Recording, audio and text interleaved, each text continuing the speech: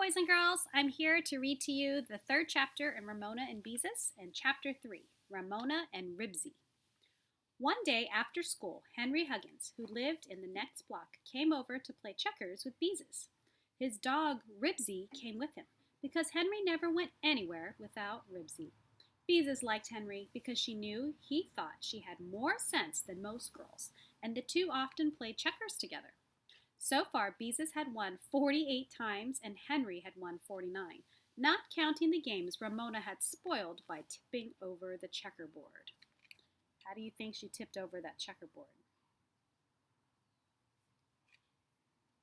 This afternoon, Beezus and Henry knelt on either side of the coffee table with the checkerboard between them. Ribsy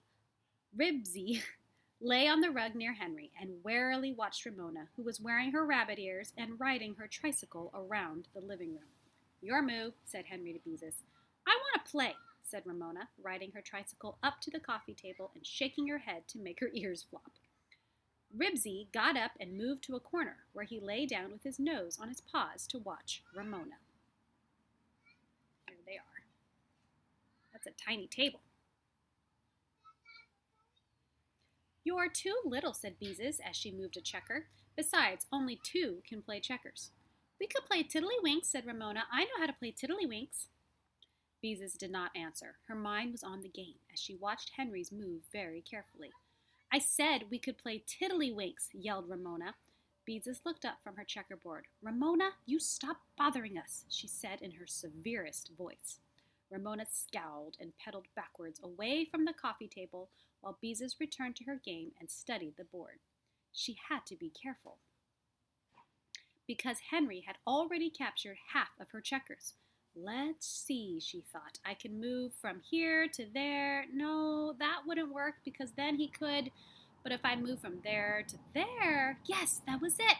Beezus lifted her hand to pick up the checker. At that instant, Ramona pedaled as fast as she could toward the coffee table.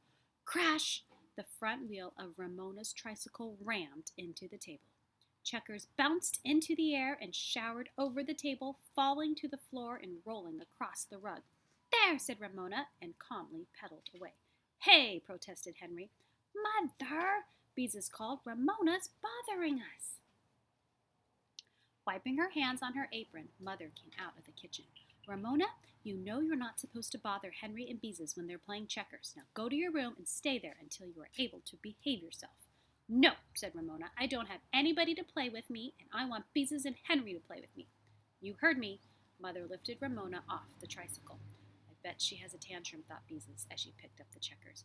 "No!" screamed Ramona. "Ramona," said her mother in a warning voice, "I'm going to count to 10.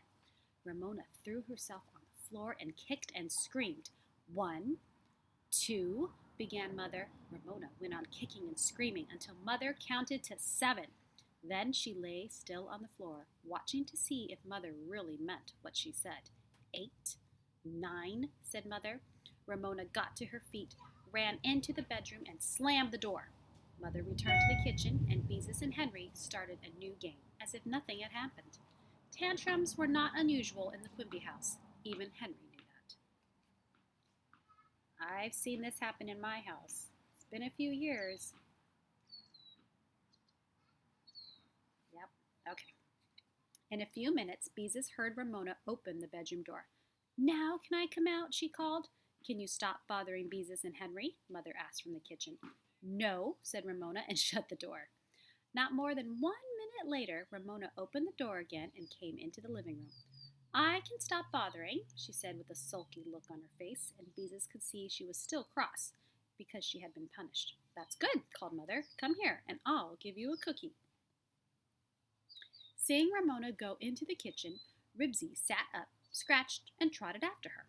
Although Ribsy did not trust Ramona, he was always interested in what went on in the kitchen. "I hope she stays in the kitchen," thought Beezus, as she picked up a checker and skipped from here to there and captured 2 of Henry's men. The game became so exciting that Beezus almost forgot about Ramona. At the same time, she was vaguely aware of scuffling sounds in the hall. Then she heard the jingle of Ribsy's license tags and the click of his claws on the hardwood floor. Ribsy gave a short bark. Then the bathroom door slammed. I wonder what Ramona is doing, thought Beezus as she captured another checker. But she did not much care so long as Ramona did not interrupt the game. "Let me in!" screamed Ramona from the hall. "Let me in the bathroom!" "Ramona, who are you talking to?" asked Mother as she went into the hall. "Ribsy," said Ramona, and beat on the door with her fist. Ribsy began to bark. From behind the bathroom door, his bark made a loud, hollow, echoing sound. Puzzled, Henry looked at Beezus. "Ribsy's in the bathroom?" Henry decided he had better go investigate. Reluctantly, Beezus left the game and followed him into the hall. What did Ramona do? She looks a bit sneaky here. "Open the door and let him out," said Mother. "I can't," shouted Ramona angrily above Ribsy's furious barks. "The bad old dog went and locked the door." "Oh, stop pretending." Beezus was exasperated with Ramona for interrupting the game a second time. It was too bad that a girl couldn't have a friend over for a game of checkers without her little sister spoiling all the fun. "I'm not pretending," screamed Ramona, clinging to the doorknob while Ribsy barked and scratched at the other side of the door. "Ramona!" Mother's voice was stern. "Let that dog out!" "I can't!" cried Ramona, rattling the bathroom door. "The bad old dog locked me out!" "Nonsense! Dogs can't lock doors," scolded Mother. "Now open that door and let him out." Ramona began to sob, and Ribsy barked louder. Ramona gave the door a good, hard kick. "Oh, for Pete's sake," muttered Henry. "Ramona, I am very cross with you," said Mother. She pried Ramona's fingers loose and started to open the door. The knob would not turn. "That's strange," she remarked, and rattled the door herself. Then she hit the door with her fist to see if it might be stuck. The door did not budge. There was no doubt about it. The bathroom door was locked. "But how could it be locked?" Henry asked. "I told you, Ribsy locked it," Ramona shouted. "Don't be silly," said Beezus impatiently. "Now, how on earth," began Mother in a puzzled voice, and then she interrupted herself. "Do you suppose when Ribsy was pawing at the door, he bumped against the button in the center of the knob and really did lock the door? Of course! That's exactly what must have happened. A dog that locked the bathroom door. That Ribsy," thought Beezus. "He's always getting into trouble, and now he's locked the Quimbys out of their bathroom." "I told you he locked the door," Ramona said. "Yes, but what was my dog doing in the bathroom in the first place?" Henry demanded. "I put him there," said Ramona. "Oh no, my thing." Okay, here we go.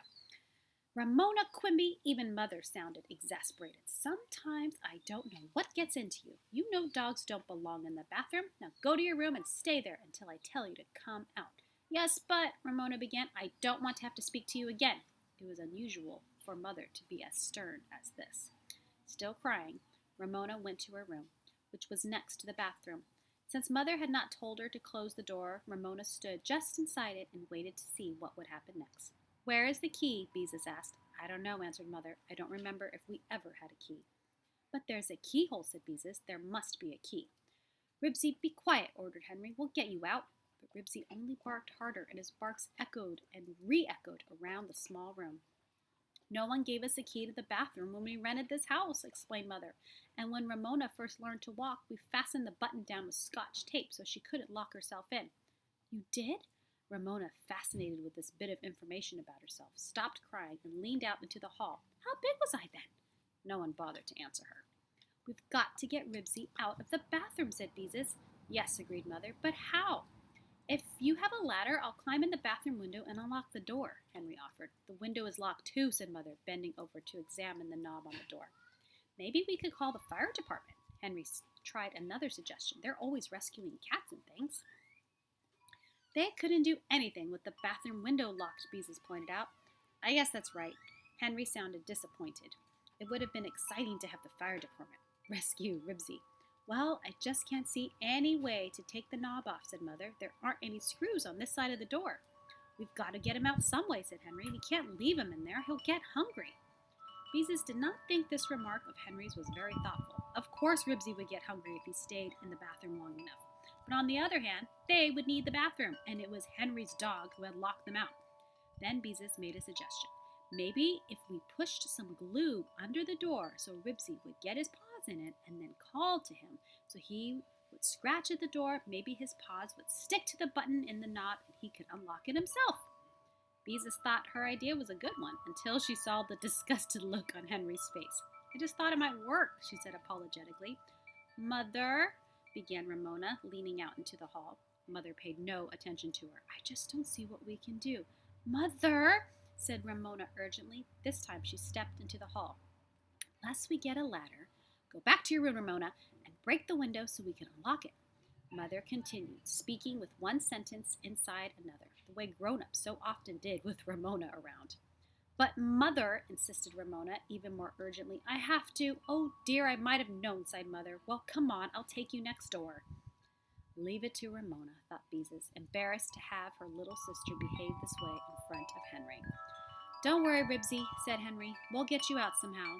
He turned to Beezus and said gloomily, if we don't get him out by dinner time, maybe we could cut some meat up in really little pieces and shove it under the door to him. I don't see how we could get a drink of water to him, though. We'll have to get him out of there before then, said Beezus. Father wouldn't like it if he came home and found Ribsy had locked him out of the bathroom. Ribsy couldn't have locked the door if Ramona had put him in the bathroom in the first place, Henry pointed out. What a dumb thing to do.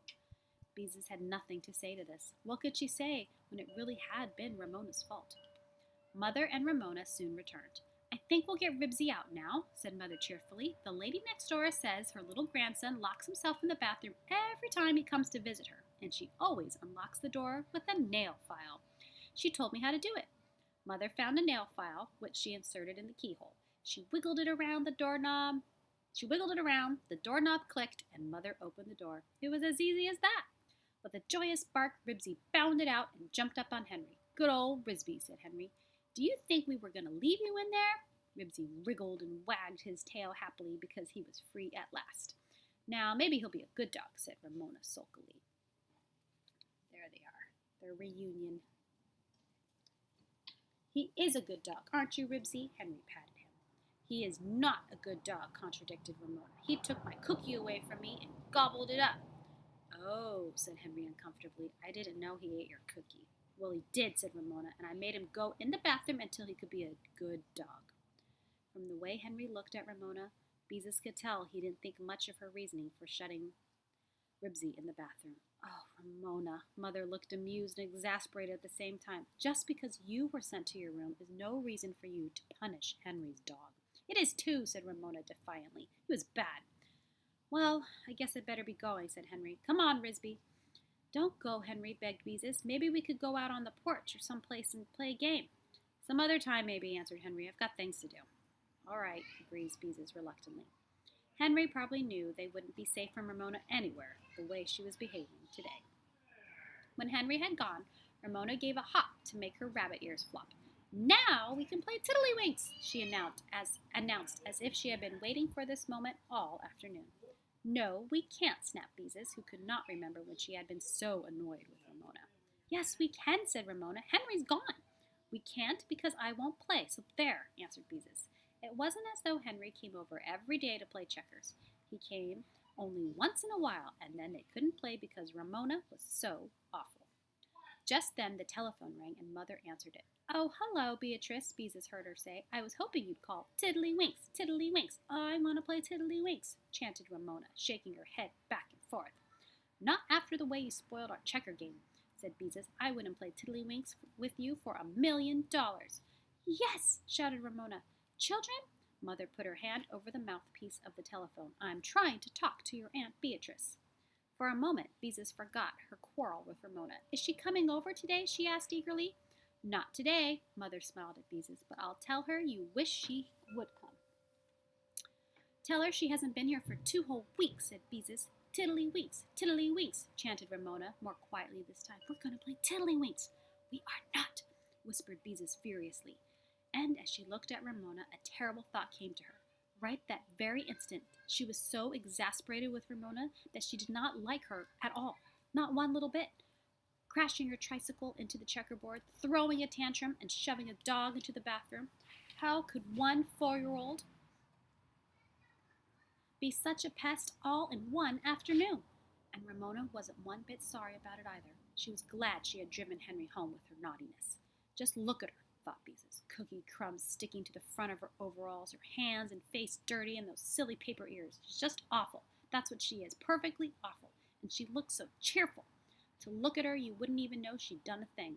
She spoiled my whole afternoon, and she's happy. She even thinks she'll get me to play tiddlywinks with her. Well, I won't, because I don't like her one little bit.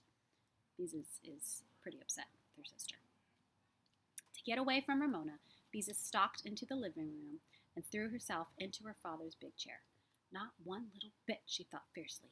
But as Beezus sat listening to her mother chatting and laughing over the telephone, she began to feel uncomfortable. She ought to like Ramona. Sisters always liked each other. They were supposed to, like Mother and Aunt Beatrice did. Ooh, hold on, boys and girls. I gotta grab the puppy. Hazel.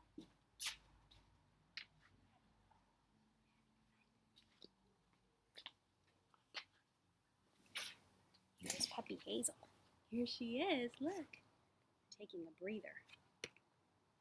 Okay, want to listen to the story too? Yeah. Okay, here we go. Like Mother and Aunt Beatrice, but that was different, Beezus thought quickly. Aunt Beatrice wasn't like Ramona. She was Aunt Beatrice, loving and understanding and full of fun. Ramona was noisy and grubby and exasperated. Take a look at Beezus. She's trying to understand these feelings that she has about her sister. I feel so mixed up, thought Beezus. Sometimes I don't like Ramona at all. And I'm supposed to like her because she's my sister. And, oh dear, even if she's little, she can't ever be more like other people. Why can't she ever be more like other people's sisters? I know. Let's see. Oh, that's the end of chapter 3. Chapter 4 is called Ramona and the Apples. I remember this part of the story, and I think it's probably my favorite part of all the Ramona books. So chapter 4 will be tomorrow, and this is Hazel. Come here, Hazel. Say hi. Hi to the kids. Don't forget to post your adventures with your flat, Hazel. Here you go. There you go. She'd rather eat by hands at the moment. There she is. All right, you guys. I'll see you next time. Thanks for hanging out with me.